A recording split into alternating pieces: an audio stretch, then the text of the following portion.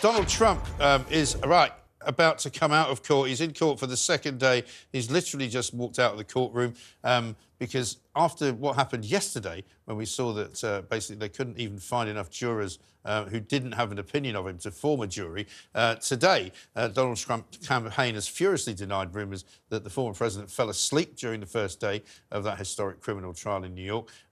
He's been back again for the second day over whether he falsified business records to cover up giving hush money to a porn star to help his 2016 presidential campaign. Trump's lawyers scrutinised the jury pool once more this afternoon. 96 potential jurors summoned to the court said they couldn't be fair and impartial in the case. And joining me now is Jennifer Ewing, spokeswoman for Republicans Overseas UK. Jennifer, great to see you again. Thank you very much indeed. I said to Greg Swenson, who was here yesterday, that this is basically the best campaign material that he can actually probably even have. I mean, the fact that he can't get away to even see his son's graduation, the fact that he can't be in Florida or North Carolina actually on the campaign trail is at least somewhat sort of tempered by the fact that this is the greatest campaign he could ever have, isn't it? You're right. And the other thing that's interesting is of all the four cases, this is the weakest case. Yes. And they did a poll yesterday asking people what they thought about the cases, and only 35% of Americans thought that he did anything unlawful in this case. So that's public perception. Right. And then for context, for the other three cases, I believe half of Americans thought he probably did something unlawful in one of those. So this is the weak case. And what's crazy is we are breaking 250 years, almost 250 years of precedent where, you know, we don't go after former presidents, and we certainly don't go after our political opponents. And if you're going to break that precedent, which, you know, is a very big slippery slope.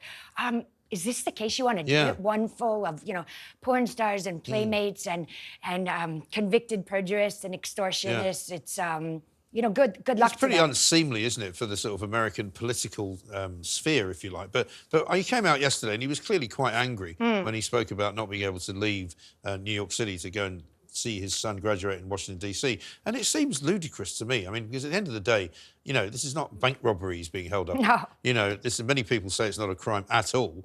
But I'm surprised that the court is able to make him stay where he is and refuse him permission to leave the state while the case is going on. I mean, they've said it might take at least 2 weeks just to get a jury. So the case could be going on for, what, a couple of months? You know, I heard today it could go on past Memorial Day, which is that's the end of May. So that's 3 months. That's mad, isn't it? They want to obviously stretch it out as much as it can to you know, have him not be on the campaign trail, right? Because Biden doesn't want to be on the campaign trail. Right. He wants to go back to being the basement guy. Yeah. But if Trump's out there campaigning, Biden will feel he has to too. So, you know, I think what they're trying to do is stretch it out as long as they can and then try to convict if they can before the election. Because there's some statistics of people who, I think it's a third of Republicans and probably half of independents that would maybe have a problem with voting if he was to be convicted. Exactly. Now, if it came down to it and they're sitting in the voting booth and they're thinking, okay,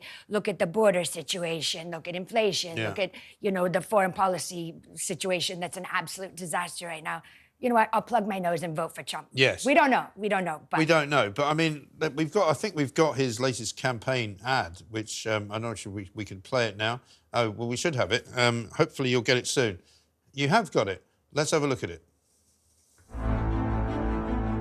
They want to take away my freedom because I will never let them take away your freedom. It's very simple. They want to silence me because I will never let them silence you. They want you silent. And I am the only one that can save this nation because you know they're not coming after me, they're coming after you, and I just happen to be standing in their way, and I will never be moving. On November 5th, 2024, justice will be done.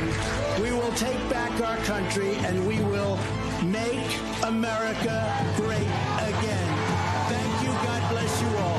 Thank you. Thank you very much. Great job. I mean, that looks like the man that's going to win the election, doesn't it? Yeah. And the more they keep him in a courthouse, the more he can do more of that. And the more money he'll raise, the more people will sympathise with him. They're making him look like a very hard done-by individual right now. No, absolutely. And I think we've talked about this before. Like, even people on the left, even people who have no intention of voting for the man, can see the slippery slope. I mean, what's going to happen? You know, like Biden walks out of office, you know, and then all of a sudden we go after him for something. And we don't want to do this. We don't want to go after political opponents. And it's not about Trump. It is about the people. And it is about government encroaching on people's lives. You know, I saw a funny, not funny, scary meme the other day talking about, you know, it was tax day yesterday in America.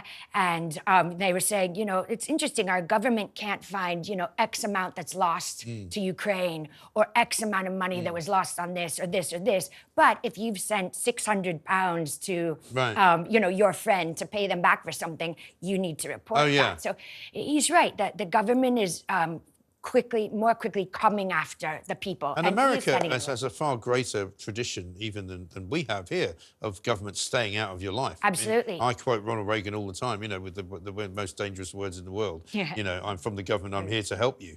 And I lived in America when Ronald Reagan was president, and it was great. I mean, I came from what I regarded as a pretty free country, but America was a much freer country. And, you know, it doesn't appear to be quite that way now. And I met a lot of Democrats when I was over in Connecticut just the other week, who are what I call sensible people, who say that the wing of the Democrats who either, one, think that Trump can't win, or two, think that he must be stopped at all costs, are kind of deranged about it. No, completely. And I think if I was a Democrat, I'd be furious. You know, it's very much the left left me. He's been hijacked by the progressive wing of the party. And those, you know, those issues do not play well with the working and middle class, and dare I say, even some of the upper middle class. You know, people are concentrating on, you know, their budgets and money and the border security, which is a disaster. I mean, I don't know if you have scenes from what else is going on in New York City today with, you know, people complaining, you know, the African immigrants complaining about where they're being housed. And so that's another thing. Well, we've also got all these marches going on. We've got Chicago O'Hare Airport pretty much blockaded, the Golden Gate Bridge in San Francisco, I think the Brooklyn Bridge in New York. People can't get to work. Ordinary working people couldn't care less about these demos, could they? Right. Well, you know, it's funny. You just named a few cities, and my sister was telling me she lives in the Bay Area in San Francisco, telling me about this. But in Florida, right? They had protests and they were cleared immediately. So you look at the more liberal cities where these district attorneys, whether they're source appointed or it's just progressive liberal policies gone awry, and they are putting up with all sorts of law and order missteps and crazy protests. And look, everybody has the right to protest, right? Free speech, you know. Everybody has the right to free speech, but it doesn't give you the right to block somebody's way to the blockade. Airport. No, absolutely not. No, I agree with you. But I mean, you know, like the way that these marches have been going on here every single weekend since October the 7th, just ridiculous. And also, I don't know if you saw this today over in Belgium. I did. You know, the national conference over there, Nigel Farage turns up. Suddenly the mayor of Brussels orders it to be shut down, tries to make out that it's because of, you know, possible trouble outside from demonstrators. Everyone who was there, including a lot of people from this country and several MPs, by the way, said there wasn't anybody outside. No. The police tried to shut it down. Luckily, by the end of it, actually, it all went ahead and Nigel was able to make his speech. But, you know, thank God that we're not in the European Union anymore, although the Prime Minister of Belgium even said it was wrong. Well, but this guy's obviously the equivalent of Sadiq Khan. Completely. And, you know, that was their fourth attempt at a location, or their third attempt at a location, because I think Antifa had been calling in threats. So, I mean, I went to NatCon last year when it was in London, and the only protester there, only rebel rouser there, was that funny guy, I think it's Steve Bray, who's always... the Stop Brexit guy. Stop Brexit, who's always... Complete idiot. Yeah, so he was out there, but that was the only noise last year over the 3 days, so I'm sure it was the same in Brussels. And, you know, the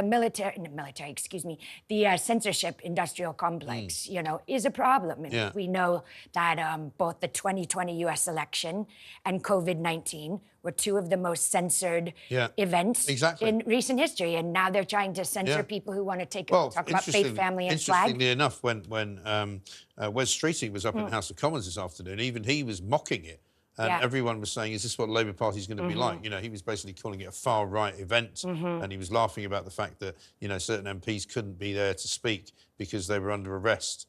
You know, like it was all a big joke, and people are going, "Hang on a second, what, you think this is actually good, that you basically not only silence people who you don't agree with, but you actually start stopping them to being able to form and have events. It's extraordinary. It really is, and it's, you know, going back to the Trump, it's like people don't have a problem with what's going on because they don't like Trump. Fine, but what about when it's your guy or your girl? And the same thing in Brussels, you know, they don't have a problem with it because it's Nigel Farage or someone they don't like, but that's going to be someone on your side next time. And, you know, what is it about free speech? You know, I should be defending your right to say something that offends me. Right? But isn't it funny that it tends to be the left that wants to shut it all down? I think we now can see former President Donald Trump leaving court. This is just moments ago in New York City. That was blink and you'll miss it, as it were. There he is. He's coming out. He's not speaking today.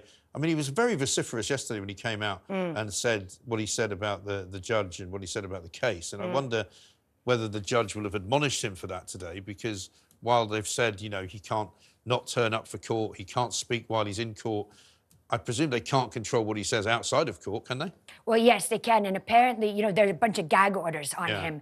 And they increased them when Trump asked the judge to accuse himself. There's a 6-degree law statute in New York where if you are associated by 6 degrees to someone, you need to accuse. Well, Merchan, the judge, his adult daughter is one of the biggest Democratic fundraisers there is, you know. So it's not like, oh, she just happened to vote for Biden or she happens to lean left. Like, she is going to potentially financially benefit from this case. And so it is a little, it's strange that they've allowed this judge to stay on there. But once Trump asked about that, which is a reasonable question, he said, you can't talk about my children, you know? And you can talk about, I guess he can talk about Alvin Bragg, the DA, he can talk about the judge, but he cannot talk about, you know, the children or certain other things or witnesses. And I think over the weekend, Trump did truth about Cohen, who's former lawyer, who's going to be on the prosecution side, and of course, Stormy Daniels. And I think they're trying to fine him up to $3,000 for each $1,000 offense. So yeah, they're going after him. Astonishing. I don't understand what's happening to America. I really don't. I find it absolutely awful. Well, I mean, I think this case has, if there's a positive side to it, you know, and there's certainly many negatives, it's that it has woken people up, even non-Trump supporters. I think so. Well, we'll be following it as it goes, and it could be going on for quite some time. If anybody had a brain, they'd probably dismiss it out of hand, but doesn't look like that's going to happen. Jennifer, good to see you. Thank you very much indeed.